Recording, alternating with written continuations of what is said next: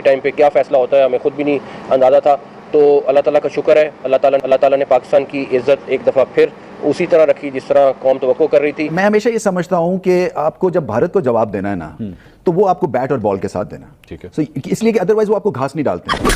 अभी तो ट्रेलर था ये। मैच रेफरी ने हमारे टीम मैनेजर, टीम कैप्टन और हेड कोच से माजरत की है। स्टेटमेंट आई है ना कि अपॉलॉजी हो गई है, उस टाइम पर पैरेलल टॉस भी हो रहा था। वो तो छोड़ चले, वो छोड़ देते कि भाई इनके अपॉलॉजी वाला तो छोड़े। अगर हमारा जो पहला मुतालबा था कि मैच रेफरी को चेंज करना है, वो ही नहीं हुआ, सूर्य कुमार यादव के आके कौन सी माफी मांग लेगा वो? खुदा पहाड़ और निकला चूहा। आज वही बात है कि वो ये कह रहे हैं कि नहीं जी मैच रेफरी तो एनडी पाइक्राफ्ट होंगे, लेकिन फेस सेविंग के लिए आमिर साहब उन्होंने ये कहा है कि जनाब वो माजरत कर लेगा कप्तान से, और ये काम पहले भी हो सकता था। पहले कि पता चले जो उन्होंने कहा कि आप वीडियो रिकॉर्ड नहीं कर सकते या उसकी वॉइस नोट्स जो हैं वो शेयर नहीं कर सकते हैं बिकॉज ये एक मामला हमारे दरमियान है, तो इसकी सैंक्टिटी है। तो I think cricket board agreed कि ठीक है।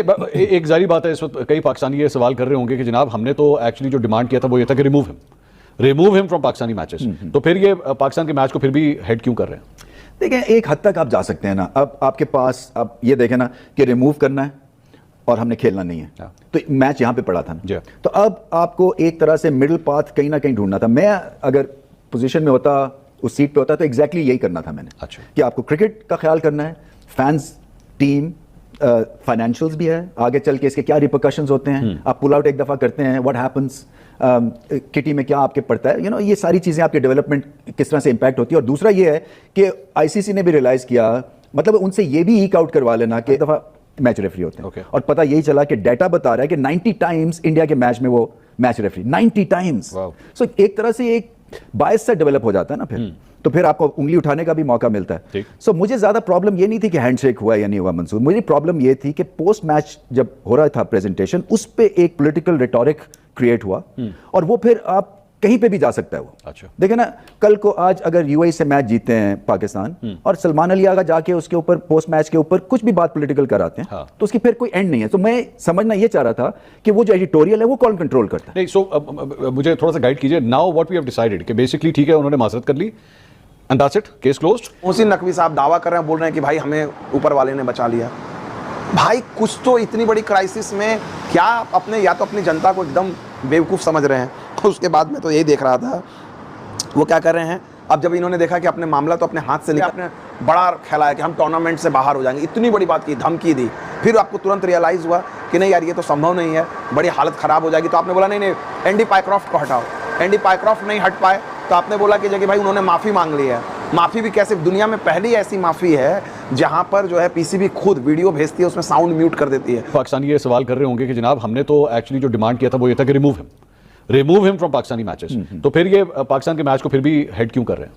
देखें, एक हद तक आप जा सकते हैं ना। अब आपके पास आप ये देखें ना कि रिमूव करना है और हमने खेलना नहीं है, तो मैच यहां पे पड़ा था ना। तो अब आपको एक तरह से मिडिल पाथ कहीं ना कहीं ढूंढना था। मैं अगर पोजीशन में होता, उस सीट पे होता, तो एग्जैक्टली यही करना था। बाद इंडिया से अगर हम मैच जीत जाएं तो, और ये माफी नहीं आती सूर्य कुमार की या उसके खिलाफ कोई ना नहीं होता, तो हमें भी जाके वैसे ही बात करनी चाहिए, क्योंकि हमने तो वाकईतन जंग जीती थी। यार बेकारी, आगे चल यार, आगे चल, आगे चल।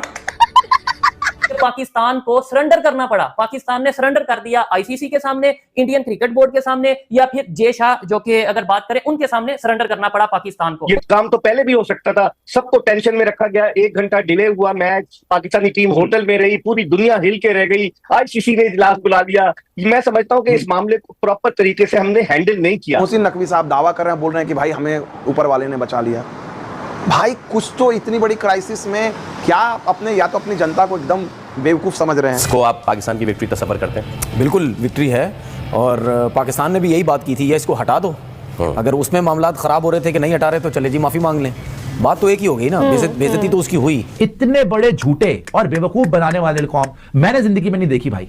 और इनकी पब्लिक और ज्यादा बड़ी पागल है कि हाँ हो गया हमारी इज्जत बच गई, अपॉलॉजी कर ली। अबे गधो, तुमने वहां पे अपॉलॉजी सुनी है कोई? ऑडियो म्यूट है। इतने अकल के अंधे हो तुम। मैं हमेशा जब ये अपनी चेयरमैनशिप में जब बाबर आजम कप्तान था, तो every time you would walk in, मैं उसको एक ही चीज कहता था। मैंने कहा देखो, तुम्हारे साल के बाद ये मैच हो रहा है, हमारी सारी क्रिकेट सिस्टम का निचोड़ तुम्हारा कुछ भी है, क्रिकेट जीत गई, वरना अगर ये मामला जी इतना गैर कहते हैं नॉन प्रोफेशनल अंदाज में पाकिस्तान की इतनी बुरी हालत तो नहीं, we are one of the most experience cricket playing nations, तो हमें पता है कि जी क्या ज़ाब्ता होता है, क्या कवानीन होता है, आईसीसी के क्या कवानीन है, एशिया के क्या कवानीन है, उसके बाद भी हैंडल किया कि आपने जैसे बिल्कुल आपने सही कहा कि जी खुदा पार निकला चूहा वाली बात, इतना शोर मचाया और फिर आपने बड़ा इल ब्रांड तरीके से दोबारा उसी तनख्वाह से भी कम पे काम। मैं हमेशा ये समझता हूं कि आपको जब भारत को जवाब देना है ना तो वो आपको बैट और बॉल के साथ देना, ठीक है। So, इसलिए कि अदरवाइज वो आपको घास नहीं डालते हैं। और मैं हमेशा जब ये अपनी चेयरमैनशिप में जब बाबर आजम कप्तान था तो every time he would walk in, मैं उसको एक ही चीज़ कहता था, मैंने कहा देखो तुम्हारे साल के बाद ये मैच हो रहा है, हमारी सारी क्रिकेट सिस्टम का निचोड़,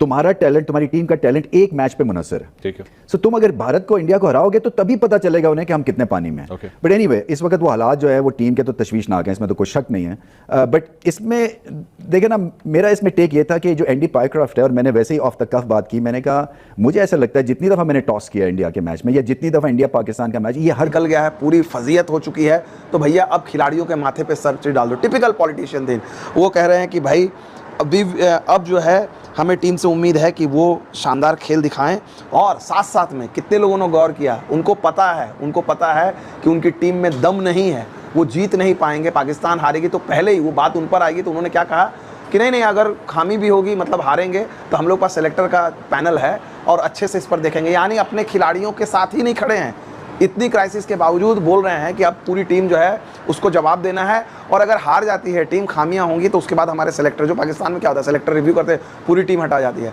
तो उन्होंने अपने खिलाड़ियों को भारत के खिलाफ जो 21 तारीख को होने वाला मुकाबला, उससे पहले भी ये हैं पाकिस्तान क्रिकेट के सर्वे सर्वेंट्स। हाँ, ये डिसीजन जब तक ईमेल नहीं रिसीव हुई तब तक फिर गो हेड नहीं। अच्छा, ईमेल पहले रिसीव हुई उसके बाद ये फैसला हुआ? हाँ, ईमेल हुई, फिर वो वीडियो रिकॉर्डिंग हुई कि पाकिस्तान की टीम दोबारा उतर गई है मैदान के अंदर, और जो उन्होंने बड़े बड़े मुतालबे किए थे कि जी एंडी पाइक्रॉफ्ट को हटाया जाए, वही जो है दोबारा मैच रेफरी हैं। कि ये चमत्कार कैसे हुआ?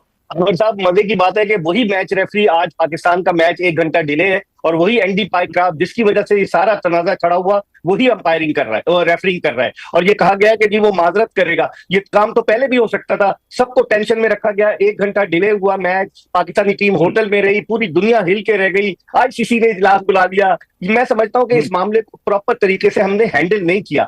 नकवी साहब ने आकर ये कह दिया था कि अगर एंडी पाइक्रॉफ्ट को एशिया कप से नहीं हटाया गया तो हम मैच नहीं खेलेंगे। लेकिन मजे की बात है कि कल इन्हें ऑफर की थी उन्होंने, आईसीसी ने, कि हम रिची रिचर्डसन को मैच रेफरी पाकिस्तान और यूएई के मैच में लगा देते, और उसको नहीं लगाते। लेकिन उन्होंने ये नहीं कहा कि हम इसको एशिया कप से हटा देते। लेकिन क्या हुआ, खोदा पहाड़ और निकला चूहा। आज वही बात है कि वो ये कह रहे हैं कि नहीं जी मैच रेफरी तो एंडी पाइक्रॉफ्ट होंगे, लेकिन फेस सेविंग के लिए आमिर साहब उन्होंने ये कहा है कि जनाब वो माजरत कर लेगा कप्तान से, और ये काम पहले भी हो सकता था। बहरहाल चले, आपका स्वागत है हमारे न्यूज़ चैनल में। तो बाबर रिजवान को पाकिस्तान क्रिकेट बोर्ड ने ग्रुप ए से ग्रुप डी में डाल दिया है। उन्होंने बोला है कि ऐसे खिलाड़ी को तो भारत स्टाफ के भी लिए नहीं चुनेगा। जिस तरह से अभी इसको बाबर सेंट्रल बोर्ड होता है पाकिस्तान में, उसमें प्लेयर की गिनती होती है, कौन सा प्लेयर किस ग्रुप में जाएगा, किस तरह से खेलेगा, जिसमें अलग अलग सैलरी होती है। ग्रुप ए में हाई सैलरी होती है और ग्रुप बी में लो सैलरी, ग्रुप सी में उससे भी लो, ग्रुप डी में उससे भी लो। जिस तरह से बाबर रिजवान को ग्रुप डी में डाला है, उसी से उसका सैलरी बहुत कम आएगा, कारण उसका भी खेल में कुछ दिखा ही नहीं, उसका 0 लेवल का परफॉर्मेंस दिखा है। इसलिए अब डाउट ये भी लग रहा है कि बाबर आजम तो एशिया कप नहीं खेलेंगे। एशिया कप बाबर आजम को हटा दिया गया, एशिया कप स्क्वाड से हटा दिया गया। अब ये देखना होगा कि उन्होंने अपनी स्क्वाड जारी कर दी, पर बाबर आजम को वो ग्रुप डी में डाल सकते हैं। उन्होंने, मेरा एक दोस्त है, उन्होंने बताया कि ग्रुप डी में उसको बाबर आजम को डालना सही होगा, पर उन्होंने पाकिस्तान के लिए इतना योगदान दिया है कि बाबर आजम ने कि क्रिकेट बोर्ड में सबसे ज़्यादा, पाकिस्तान बोर्ड में सबसे ज़्यादा रन उसी फॉर्मेट में हर एक फील्ड में उसके रन, पर वो विराट कोहली को डिफीट नहीं कर पाएगा। जिस तरह से भाई बाबर और आजम इन दोनों को ग्रुप डी में डालना चाहिए। बाबर रिजवान तो जा चुका है ग्रुप डी में, पर बाबर आजम अभी बाकी है। बाबर आजम चला जाएगा तो भाई क्रिकेट बोर्ड वो ये चाहती है, पाकिस्तान बोर्ड, कि हमारे न्यू जनरेशन के खिलाड़ी अभी खेलें। जो पुराने खिलाड़ी अब उनकी बस की बात नहीं।